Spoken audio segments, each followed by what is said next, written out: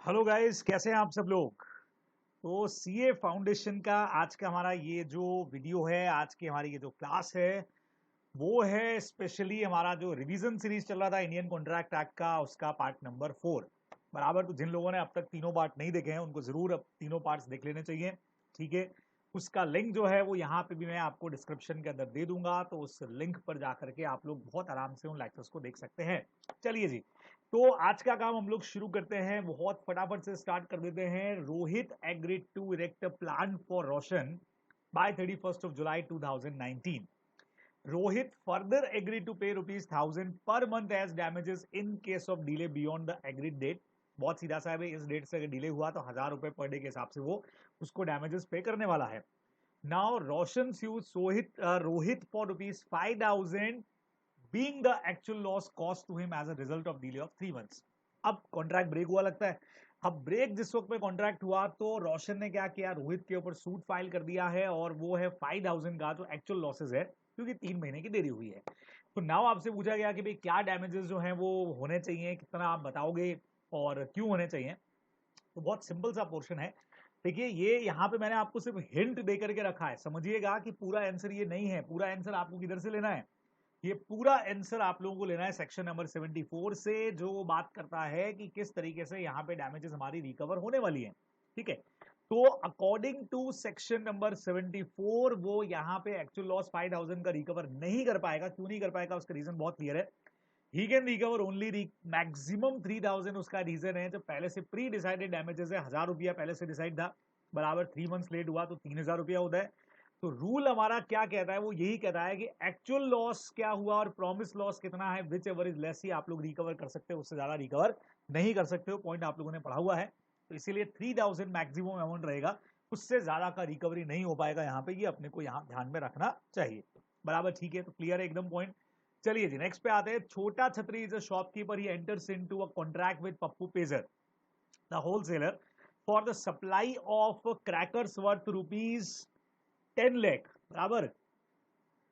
तो यहां पे अब ये 10 लाख है कि 1 लाख है, भाई फटाफट से देख लो कितना है। बिल्कुल, मेरा चश्मा नहीं लगा हुआ है भाई, तो आप लोग देख लो कितना है। ठीक है, ऑन द कंडीशन दैट, अब कंडीशन क्या है, the delivery must be made at least 7 days before Diwali. Diwali से 7 दिन पहले उसको डिलीवर करना है।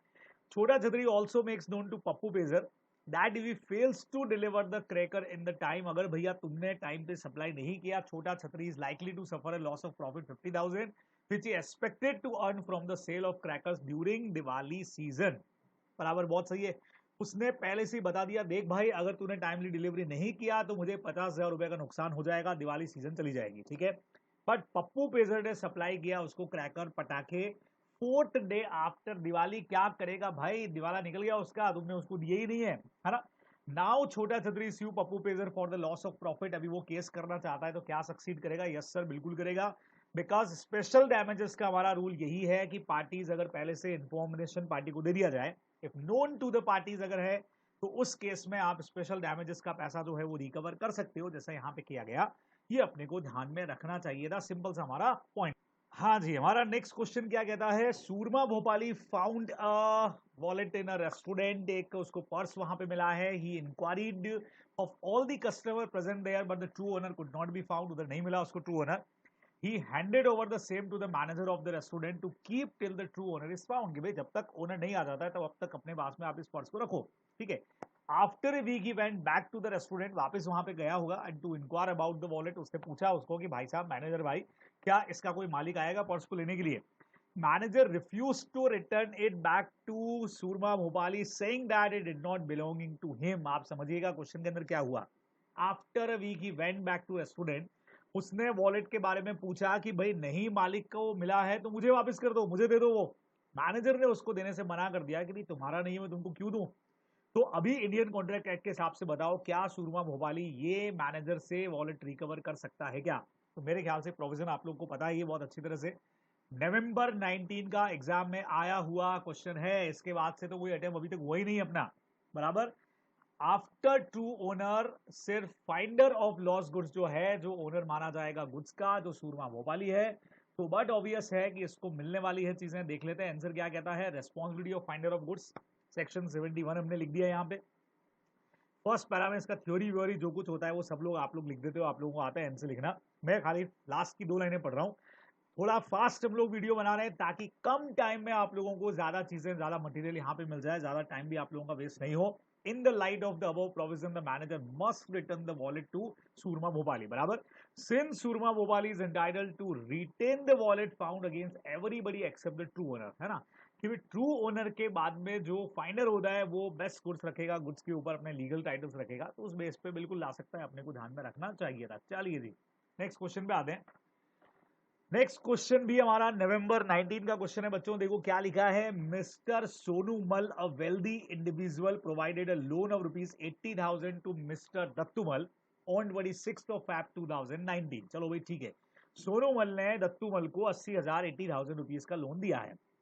The borrower mister Dattulal ask for a further loan of 1,50,000, बराबर 1,50,000 का लोन उन्होंने और मांगा है। Mister Sonumal agreed but provided the loan in parts at different dates. ठीक है, अलग अलग डेट्स के ऊपर उन्होंने लोन दिया है ना, 1,50,000 का अलग अलग डेट्स पे दिया है।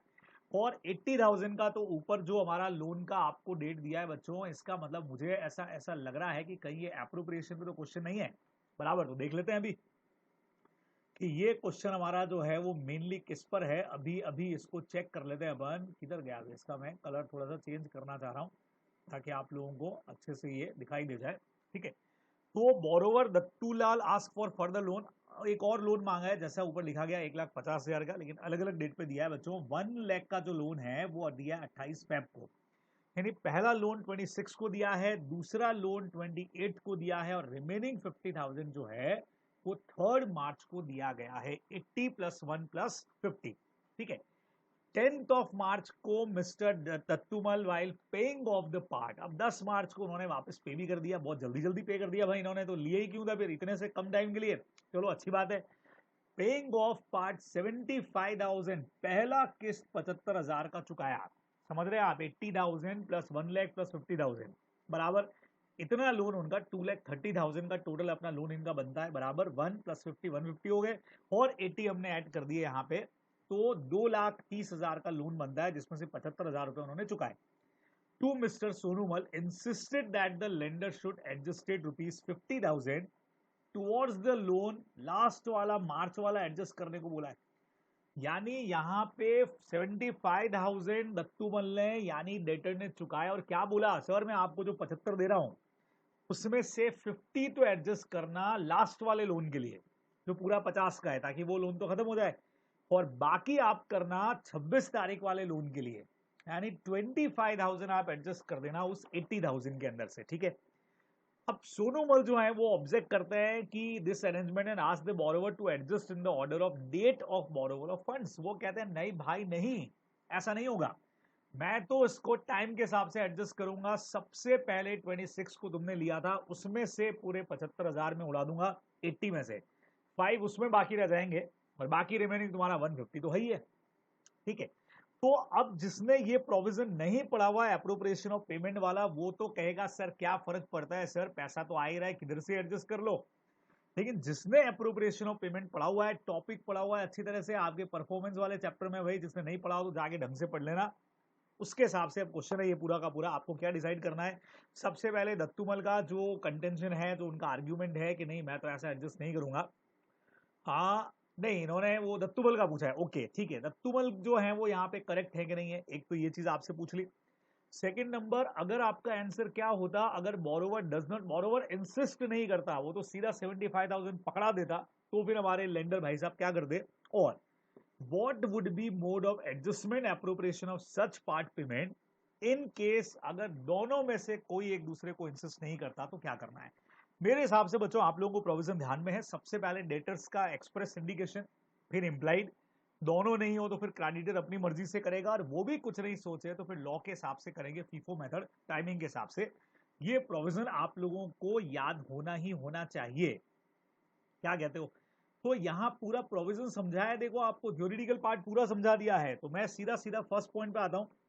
As per provision of section 59, where a debtor owing several distinct debt of one person makes a payment to him, either express intimation or under circumstances implying the payment, अभी अभी मैंने आपको कहा या तो एक्सप्रेस करेगा या फिर सर्कमस्टांसेस का मतलब इंप्लाइड करेगा, तो the payment is to be applied to discharge of some particular डेप्ट, द पेमेंट इफ एक्सेप्टेड, अगर आप एक्सेप्ट करते हो तो फिर आपको उसी के हिसाब से काम करना पड़ेगा, मतलब जैसा डेटर बोले वैसा करना है। तो ये जो दत्तूमल ने बोला था, दत्तूमल कौन है? डेटर है। सोनूमल जो हमारा क्रेडिटर था, कौन था? सोनूमल था कि कौन था भाई? नाम एक बार वापस चेक कर लिया जाए, कौन था? कौन था? सोनूमल ही था, बराबर। तो दत्तूमल जो पैसा देने वाला है वो बिल्कुल अपनी जगह पे करेक्ट है, क्योंकि लॉ ने उसको पावर दिया कि वो बता सकता है कि किस तरीके से आप पेमेंट को एडजस्ट करने वाले हो, बता सकता है, उसने बता भी दिया, कोई टेंशन नहीं इसके अंदर भी। नेक्स्ट वाला पॉइंट देखो, इसका सेकंड पार्ट, कि अगर ये कुछ नहीं बोले तो एज पर प्रोविजन 60 कहता है, अगर डेटर ओमिटेड टू इंटीमेट, क्या सरकमस्टांसेस से भी कुछ पता नहीं लग रहा है, तो द क्रेडिटर में apply it at his discretion. समझे? कोई भी लॉफुल डेप्ट के लिए जो टाइम बार होगा तो टाइम बार के लिए भी कर सकता है, बराबर। अपन ने पूरा प्रोविजन पढ़ा हुआ है तो कर सकता है। तो ऐसे में यहां पे दत्तूमल अगर नहीं बता पाता है तो सोनूमल अपने हिसाब से जिससे चाहे वो पहले से करना चाह रहा है तो पहले से कर सकता है, मना नहीं है। नहीं तो जैसा दत्तूमल ने बोला वैसा ही आपको करना पड़ेगा, आप अपने मन से टाइम के हिसाब से नहीं कर सकते हो। आपको उसने बोला लास्ट वाले लोन के लिए सबसे पहले एडजस्ट करो, तो बच्चे वैसा करना ही पड़ेगा आपको, बराबर, कंपल्सरी है। तीसरा पॉइंट, तब दोनों ही कुछ नहीं कर रहे हैं तो ऑर्डर ऑफ टाइम के अंदर अपने को करना है, अपने को पता ही है बहुत अच्छी तरह से, दे आर और नॉट बार्ड बाय, वही है आपका, चाहे आपका टाइम बार्ड भी हो तो उससे कोई फर्क नहीं पड़ेगा, और इक्वल हो तो प्रोपोर्शनेटली करोगे। पूरा प्रोविजन आप लोगों ने पढ़ा हुआ है, इसलिए मैं फाइनल आंसर पढ़ देता हूं। तो neither mister Dattu mister Sonu specify the manner. भाई जब आप दोनों ही मैनर को डिसाइड नहीं कर रहे हो तो एप्रोप्रिएशन ऑफ डेप्ट ऑन पार्ट पेमेंट, तो फिर हम लोग appropriation can be made in proportion of the डेप्ट, आपका जितना टाइमिंग के हिसाब से जो है उसको एडजस्ट कर लेंगे। और अगर एक ही टाइम पे ज्यादा है तो फिर प्रोपोर्शनलिटी रिड्यूस हो जाएंगे, ये अपने को ध्यान में यहाँ पे रखना चाहिए, बराबर। क्लियर मैटर है, कोई टेंशन ही नहीं है इसके अंदर। तो चलिए जी, नेक्स्ट वाला क्वेश्चन हमको क्या कहता है, नेक्स्ट वाले क्वेश्चन के ऊपर हम लोग आगे। मिस्टर साही ओज इलेक्ट्रॉनिक स्कूटर, ही अप्रोच मिस्टर गलत, मिस्टर सही, सॉरी मिस्टर सही है, इनके पास एक स्कूटर है, वो गलत के पास जाते हैं और ऑफर करते हैं sell his electronic scooter for ₹1 lakh. और मिस्टर सही कहते हैं मिस्टर गलत को कि ये स्कूटर जो है वो 40 किलोमीटर पर यूनिट पे चलता है, बराबर, electricity. Both the electronic meter and speed meter of the scooter were working perfectly, दोनों चीजें जो मीटर मीटर है सब कुछ बढ़िया काम कर रही है। मिस्टर गलत agreed with the proposal of सही, सही का प्रपोजल मान लेता है, and took delivery of the vehicle bye paying 1 lakh, 1 lakh रुपया देता है भाई साहब और लेके आ जाता है टू मिस्टर सही, लेके आ गया, 1 लाख रुपया दिया, स्कूटर लेके आ गया। 10 दिन के बाद में मिस्टर गलत वापस आते हैं बैक विद हिज स्कूटर और state that claim made by mister Sahi regarding the fuel efficiency was not correct. वो सही को आगे कहते हैं बेटा तेरा नाम ही सही है लेकिन तेरा काम सही नहीं है, तूने जो बोला मुझे वो बिल्कुल झूठ था, and therefore there was a case of misrepresentation. Sir fraud भी तो बोल सकता था, अरे मर्जी उसका भाई, तुमको क्या करना है उससे। क्वेश्चन में ये भाई इसको मिस रिप्रेजेंटेशन मान के दे रहा है, अरे तुमको भी पता नहीं रहा होगा भाई, मैं क्यों मानूं कि सामने वाले ने फ्रॉड किया होगा। जब क्वेश्चन दे देता है आपको मिस रिप्रेजेंटेशन तो क्या टेंशन है ना। Referring to the provision of Indian contract decide करो right answer whether mister Galat can rescind the contract. क्या कहते हो आप लोगों का फ्रॉड वाला सेक्शन है, मिस रिप्रेजेंटेशन वाला सेक्शन है, और उसमें आपने क्या पढ़ा हुआ है।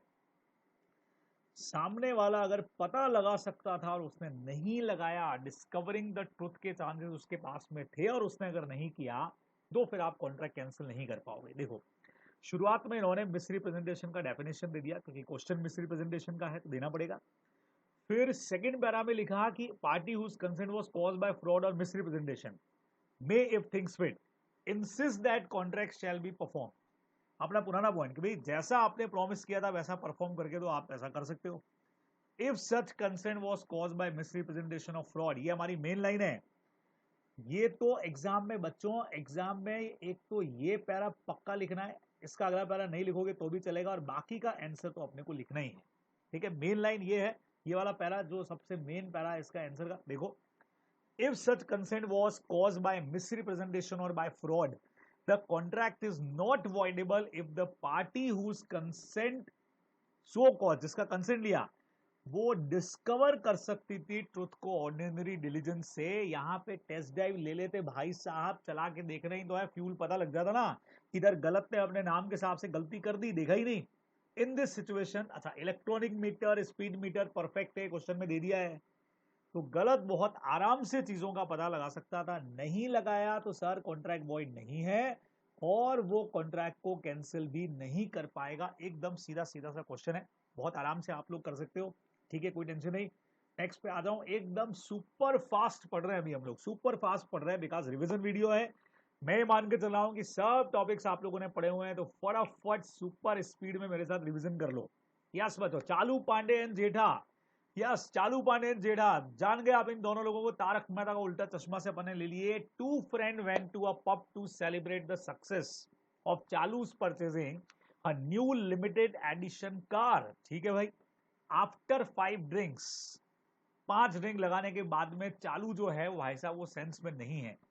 और Jetha took advantage of the situation and ask Chalu, Chalu क्या बोलता है, to enter into contract with him for sale of his new car at the same price as which he bought।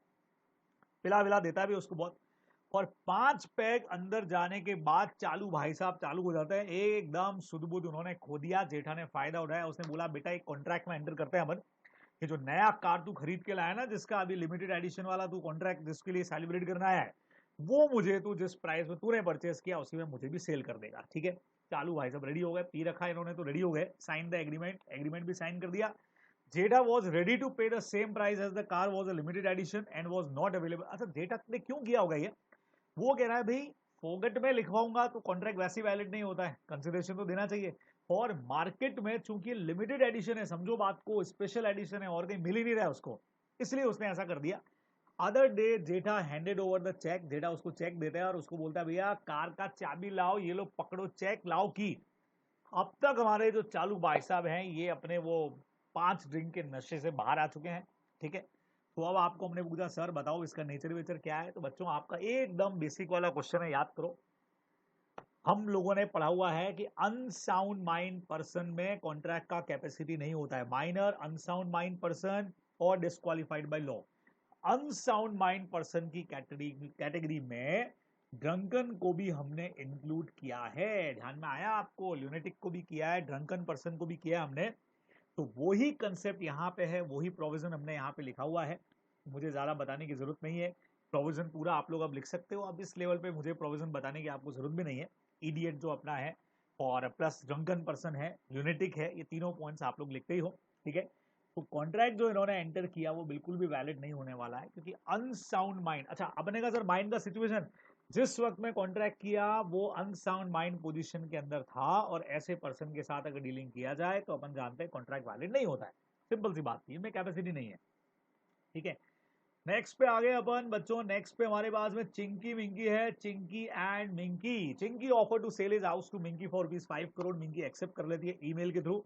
Next day Minki जो है वो डिसाइड करती है कि भैया उसको परचेज नहीं करना है, एंड वास्तु फ्रेंडली, किसी ने वास्तु ठोक दिया दिमाग में कि वो जो घर ले रहे हो चिंकी का सही नहीं है, उसका वास्तु सही नहीं है, दक्षिण दिशा में बना हुआ, इधर बना हुआ है, वो बना हुआ है, तो उसने डिसाइड किया कि मुझे नहीं खरीदना है। She decided to convey the revocation to Chinki's personal. वो कहती है काम कर दी, मैंने मेल तो डाल के एक्सेप्ट कर लिया था, लेकिन अब मुलाकात करके उससे बात करके मैं मना करूंगी कि मुझे नहीं खरीदना है। लेकिन यहां पे गलती कर दी, चिंकी ने ऑलरेडी उसका एक्सेप्टेंस पढ़ लिया था, ईमेल वाला, समझ रहे हो आप बात को, एक्सेप्टेंस पढ़ लिया था। अब बताओ रिवोकेशन वैलिड होगा क्या, भले वो मिलके दे। रूल सीधा सा है, एक्सेप्टेंस का कम्युनिकेशन होने से पहले आपको रिवोक करना था, एक्सेप्टेंस का कम्युनिकेशन हो चुका है, तो रूल के हिसाब से तो नहीं होगा, तो प्रोविजन लिख दिया। देखो बच्चों वही वाला, एक्सेप्टेंस कब रिवोक हो सकती है, any time before the communication of acceptance complete against the acceptor. और एक्सेप्टर के अगेंस्ट में कब होती है, जब प्रपोजल उसको पढ़ लेता है एक्सेप्टेंस को, है ना।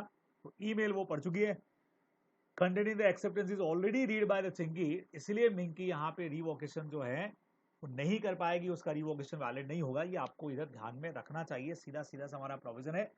चलिए फटाफट से नेक्स्ट पॉइंट के ऊपर आ जाते हैं। सुपरमैन का हमारा क्या पॉइंट है, Superman applies to a banker for a loan. Superman को भी लोन चाहिए, उसने बैंकर को बोला सर लोन दे दो, और मार्केट में उस वक्त बहुत मंदी का टाइम है बिकॉज ऑफ कोविड-19, समझ रहे हो आप बात को, लेटेस्ट बात है ये। सुपरमैन भी फंस गया बेचारा, कोविड के अंदर आता है बैंक को, बोलता है सर लोन दे दो सर, लोन दे दो सर, पैसा चाहिए पैसा चाहिए पैसा चाहिए। तो banker decline to make the loan, banker कहता है कोई लोन वोन नहीं मिलेगा, अगर चाहिए तो बहुत हाई रेट ऑफ इंटरेस्ट लगेगा सर, नॉर्मली 9% चलता है, अभी 14% लगेगा, अगर आप उसको एक्सेप्ट करते हो तो। सुपरमैन एक्सेप्ट कर लेता है। क्या यहाँ अनड्यू इन्फ्लुएंस मानोगे क्या? आप लोगों को जो नोट्स पढ़ाए गए हैं उसके अंदर ये सेम क्वेश्चन आपको देके रखा है पूरा आंसर के साथ में। ये कंडीशन अनड्यू इन्फ्लुएंस में नहीं आएगी क्योंकि ये कंडीशन सबके लिए है बराबर। तो हमने पूरा अनड्यू इन्फ्लुएंस देखो इतना खतरनाक तरीके से आपको समझाया है बराबर, पूरा प्रोविजन। एग्जाम में मैं फिर से आपको बोल रहा हूं, लैंग्वेज आप अपने हिसाब से बना सकते हो। हम यहाँ जो डिस्कस कर रहे हैं वो इंस्टीट्यूट का लैंग्वेज है, लेकिन इतना कैसे रट्टा मारोगे भाई, इसलिए आप अपने हिसाब से लैंग्वेज बना सकते हो। ठीक है। In the given problem Superman applied to banker for a loan at a time, उसको मार्केट में कोविड है अपने को पता ही है, बैंकर मना कर देता है, क्वेश्चन की बात आ गई। तो ये जो ट्रांजेक्शन है ये ऑर्डिनरी कोर्स ऑफ बिजनेस का है, हम सबके साथ यही कर रहे हैं भाई, सबको यही रेट ऑफ इंटरेस्ट दे रहे हैं, है ना। तो as between the parties on equal footing, court इसको बार्गेन ऑफ अनकंसेशनेबल या रीजनेबल नहीं मानता है। भाई कोर्ट में आप गए और कोर्ट से आप कह रहे हो बहुत हाई इंटरेस्ट ले रहे हैं, तो कोर्ट कह रहा है सिर्फ आपसे थोड़ी ले रहे हैं, और मार्केट की पोजीशन ही ऐसी है, तो इस वजह से हम ये नहीं कह सकते कि डोमिनेंट पोजीशन के अंदर है, यहाँ कोई डोमिनेंट पोजीशन नहीं है। This situation is not in problem and therefore there is no undue influence. देखिए मार्केट में जब मंदी है तो सबके साथ आपका वही हाल है, मार्केट का हाल ही बुरा है। तो ऐसे में अगर हाई रेट ऑफ इंटरेस्ट लिया जा रहा है, आपसे अकेले से नहीं सबसे लिया जा रहा है, तो कहीं पर भी बैंक की तरफ से इसमें कोई गलती नहीं मानी जाएगी। ठीक है, चलिए जी नेक्स्ट पे आते हैं फटाफट से। नेक्स्ट कहता है Aladdin buys from Genie a painting. Aladdin Genie से एक पेंटिंग खरीद रहा है, both believe to be work of a famous artist M F. Hussain. दोनों को लगता है हुसैन साहब की है, दोनों को लग रहा है बच्चों, दोनों को लग रहा है, खास बात इधर से पकड़ लो, दोनों को लग रहा है, बोथ बिलीव दैट, है ना। And for which Aladdin page a very high price, 2,50,000 रुपया वो दे देता है, क्योंकि दोनों को लग रहा है वैल्यू को लेकर के। The painting turns out to only a modern copy of masterpiece of famous artist M.F. Hussain साहब का सिर्फ कॉपी था वो, और कुछ भी नहीं था इसके अंदर।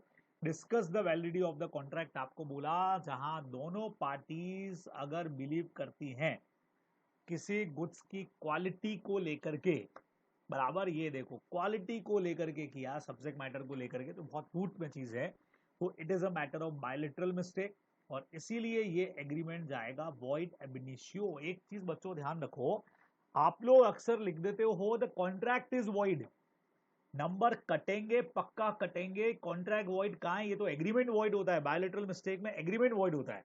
आप लोग जल्दबाजी में ध्यान नहीं देते हो कि there is a big difference between void agreement and void contract, नहीं तो पहला चैप्टर जाके वापस पढ़ लेना, है ना। आप लोग लिख देते हो वॉइड कॉन्ट्रैक्ट, किधर से वॉइड कॉन्ट्रैक्ट है भाई, ये एग्रीमेंट वॉइड हुआ है, वॉइड एब इनिशियो लिखो बराबर।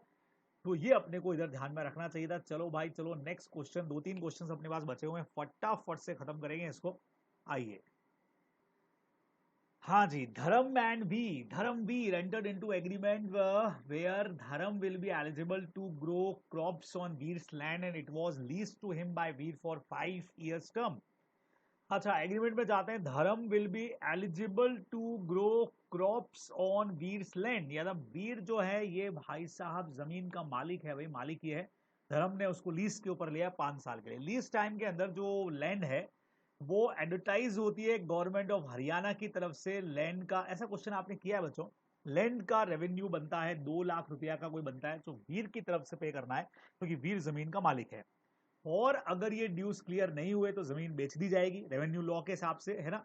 और इससे ये जो धर्म है इसका लीज भी हाथ से चला जाएगा। सेम क्वेश्चन आप लोगों ने पढ़ा हुआ है बराबर, क्वासी कॉन्ट्रैक्ट में जाकर के पढ़ना आपको मिल जाएगा। Dharam in order to prevent the sale of consequent termination of his own lease, अब वो जानता है कि जमीन का मालिक वीर है, वीर का एक टैक्स का पेमेंट होना है गवर्नमेंट को, अगर नहीं हुआ तो वो जमीन गवर्नमेंट ऑक्शन में बेच देगी। अगर जमीन गई वीर की तो साथ में धर्म का लीज भी खत्म हो जाएगा। तो अपने आप को खुद को बचाने के लिए, लीज को बचाने के लिए, सेल से बचाने के लिए उसने क्या किया, गवर्नमेंट को वीर की तरफ से पैसा खुद नहीं दे दिया, वीर की तरफ से जो 2 लाख देना था ना वो उसने जाके खुद दे दिया, सर आप मुझसे ले लो। सवाल यह है क्या वो वापस वीर से वसूल कर पाएगा, क्या वीर वो वापस धर्म को, अब मान लो धर्म गया वीर के पास में, मैंने तुम्हारे लिए पैसा दिया मुझे वापस करो, वीर कहेगा किससे पूछ के दिया भाई, मेरे से पूछा था क्या, नहीं तो निकल इधर से, पतली गली पकड़। तो बात को समझो, बहुत सीधे तरीके से। It is a matter of quasi contract. याद करो, आपको 3 कंडीशन इधर बताई है। सबसे पहला, इंटरेस्टेड पर्सन ने पे किया, किसी और के लिए पे किया और गवर्नमेंट का अमाउंट पे किया है। यस, यहाँ पे पेमेंट जो है वो वीर की तरफ से होना था, लीगली लायबल वो था, लेकिन उसने नहीं किया। जिस बंदे ने पे किया उसका खुद का लीगल इंटरेस्ट तो नहीं है, लीगल ड्यूटी नहीं है, लेकिन खुद का फायदा है, बिल्कुल खुद का फायदा है। अपने आप की लीज को बचाने के लिए उसने पे किया है, तो यहाँ पे क्वासी कॉन्ट्रैक्ट बनेगा। और बनेगा तो वीर से आप रिकवर कर सकते हो। देखो, प्रोविजन बच्चों में नहीं पढ़ा रहा हूं क्योंकि आपने पढ़ा हुआ है भाई, और इधर आपको दे रखा है, सब आपने पढ़ा हुआ है। मैं तो रिवाइज करा रहा हूं आपको कि हाँ भाई, यहाँ पे a person who is interested in the payment of money, जबकि बाउंड कोई और था, और जिसने पे किया वो खुद उसमें इंटरेस्टेड बंदा था। ये देखो यहाँ लिख दिया हुआ है इंटरेस्ट इन द पेमेंट, तो आप रीएम्बर्स कराओगे। तो धर्म जो है वो रीएम्बर्समेंट वीर से ले सकता है, इससे कोई फर्क नहीं। हाँ, वो प्रिंसिपल इंटरेस्ट अमाउंट जो कुछ भी है सब कुछ आप रिकवर करोगे। ये यहाँ पे अपने को ध्यान में रखना ही रखना चाहिए। ठीक है, बराबर, कोई टेंशन नहीं यहाँ पे। चलिए जी, अब अपन आते हैं अनुलोम, फार्मर एंड विलोम। ये बाबा रामदेव के यहाँ से निकल के आए दोनों के दोनों। Anulom, a farmer, and Vilom, a trader, enter into contract on 25th May 2020, wherein Anulom agree करता है to supply 10,500, 10,000 नहीं है भैया, कितना है, 1,05,000 tons of wheat that is supposed to be served from his farms। समझ रहे हैं आप लोग? ही एक्सपेक्ट 500 टन ऑफ जो है। अभी एक मिनट, यहाँ पे कुछ तो गड़बड़ मुझे लग रहा है। सप्लाई 500 टन ऑफ व्हीट, ये कैसे हुआ भाई? हाँ, सप्लाई जो है 500 टन ही होना चाहिए। एक मिनट, 100 रुपीज हुआ है यहाँ पे। ये तो 100 है बच्चों, ये 100 रुपीज है। इतना तो आगे क्वेश्चन में बोला ही नहीं है। पढ़ लेते हैं एक बार, क्वेश्चन को पता लग जाएगा।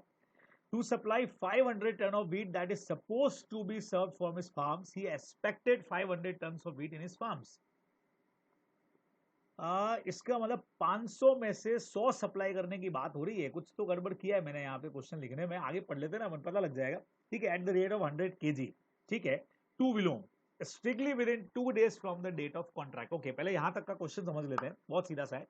अनुलोम एक किसान है, विलोम एक ट्रेडर है, दोनों आपस में कॉन्ट्रैक्ट करते हैं। अनुलोम कहता है कि भाई मुझे, उसको ऐसा लग रहा है कि 500 टन तो हो ही जाएगा, तो उसने एक, अब ये 100 या 500 ये भी अपन चेक कर लेते हैं। उसने इतने टन देने का कॉन्ट्रैक्ट कर लिया और ये भी बोल दिया 100 रुपए पर केजी लूंगा, बराबर, और कॉन्ट्रैक्ट से 2 दिन में तुमको सप्लाई कर दूंगा। और विलोम ने उसको 10,000 रुपए का बच्चा एडवांस भी पे कर दिया है, एडवांस भी दे दिया है।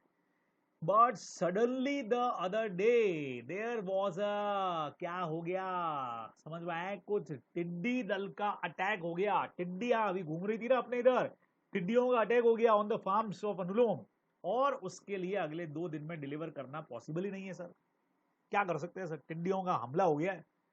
अब उनके हमले के बाद में 120 टन वीट जो है वो वहां पे बचा था, है ना, with Anulom, as the remaining were destroy by attack. ठीक है, तो ये लॉकस्ट का जो अटैक था, जो टिड्डियों का अटैक था, उसकी वजह से गया। तो इसका मतलब ऊपर ये जो अपना है ये 500 टन ही है, 100 नहीं है। नहीं तो 120 में से 100 दे देता ना। 500 टन उसको लग रहा है कि हो जाएगा। उसने पूरे 500 टन का कॉन्ट्रैक्ट कर लिया, दिक्कत हो गई, टिड्डी दल का हमला हो गया है, हमारे पास सिर्फ 120 टन बचा हुआ है, बाकी सब खा गई वो। तो Anulom offer to complete the contract at discounted price. वो कह रहा है सर अब तो बचा हुआ है 120 वो ले जाओ और मैं आपके लिए प्राइस भी कम कर दूंगा यार, और तो क्या है। बट विलोम डिनाई कर देता है, मना कर देता है और बोलता है सर मेरा एडवांस रिफंड कर दो, लाओ मेरा पैसा वापस ले आओ, मुझे तो आपसे कॉन्ट्रैक्ट नहीं करना अभी। 10,000 रुपया कितना दिया था एडवांस, 10,000 रुपया वापस करो। अब बेटा इसका आंसर ऐसे ऐसे ऐसे वो वैसे मत देना, इमोशनल होके मत देना। सर बेचारे का सर उसकी क्या गलती है सर, टिड्डी सारा खा गई सर, तो सर कॉन्ट्रैक्ट तो चलने दो। नहीं भाई, कानून है, भावनाओं की फीलिंग्स का जगह इधर नहीं है। अगर ये चीज इम्पॉसिबिलिटी के अंदर आती है, सर ये सुपर इनिंग इम्पॉसिबिलिटी थी, हमारे हाथ में नहीं था उनको रोकना, तो ये कॉन्ट्रैक्ट हमारा बिल्कुल एब्सोल्यूट वॉइड होने वाला है। आप लोग अच्छी तरह से जानते हो इसको। एग्रीमेंट, कॉन्ट्रैक्ट वॉइड हो जाएगा इस बार, एग्रीमेंट नहीं होगा। फिर कॉन्ट्रैक्ट बनाते वक्त तो एब्सोल्यूट वैलिड बनाया था। तो सब्सिक्वेंट सुपरवीनिंग इम्पॉसिबिलिटी आप देख सकते हो, when performance of a promise become impossible और इलीगल। कोई अनएक्सपेक्टेड इवेंट हो गया जो हमारे सरकम चांसेस के बियॉन्ड था, तो वो क्लियर बोला है, तो आपका कॉन्ट्रैक्ट वॉइड हो जाता है, चेंज इन लॉ वगैरह। तो सेम वही है 65। अच्छा, सेक्शन 65 क्या कहता है? जब कोई कॉन्ट्रैक्ट वॉइड होता है तो दोनों पार्टीज एक दूसरे के बेनिफिट को वापस करेंगी। ये प्रोविजन तुमको लिखना है सुपर इनिंग इम्पॉसिबिलिटी के साथ, ये सेक्शन जरूर लिखना, नहीं तो नंबर कटेंगे, है ना। क्योंकि इसी से 10,000 रुपये वापस आने वाले हैं। कोई भी कॉन्ट्रैक्ट वॉइड होता है तो एडवांटेज को आप लोग रिस्टोर करोगे। बहुत पढ़ रहे हो आप, ये 65 को आप लोग जानते हो। तो hence in the given case impossible था सेल करना अगले 2 दिन के अंदर, इसलिए कॉन्ट्रैक्ट इम्पॉसिबल हो गया और वॉइड हो गया। और विलोम का कंटेंशन बिल्कुल सही है और वो अपना 10,000 रुपया वापस जो है वो अनुलोम से ले सकता है। ये इसमें अपने को ध्यान में रखना चाहिए था। खत्म हो गए भाई क्वेश्चन सारे के सारे, बराबर। तो ये था हमारा रिवीजन का पार्ट नंबर 4, जहां आपसे मैंने कुछ और बढ़िया बढ़िया बढ़िया वाले क्वेश्चंस के ऊपर बात कर ली है। ठीक है, तो इन क्वेश्चंस को अच्छे से सुन लेना, अच्छे से देख लेना और इनकी तैयारी कर लेना। एग्जाम के हिसाब से आपको स्ट्रांग होना बहुत जरूरी है। और जिन लोगों ने भी रिटर्न प्रैक्टिस अभी तक चालू नहीं किया है, भाई साहब जब भी एग्जाम होंगे तुम्हारी बैंड बजने वाली है अगर रिटर्न प्रैक्टिस अभी नहीं किया तो, बराबर। तो इसीलिए अब से आदत डाल लो, रिटर्न प्रैक्टिस करना है, बहुत धमाकेदार तरीके से करना है, तभी चीजें आप ढंग से कर पाएंगे, बराबर। ओके, चलिए जी, तो आज की क्लास यहीं पे खत्म होती है। जल्दी हमारी फिर से मुलाकात होगी किसी नए वीडियो के साथ।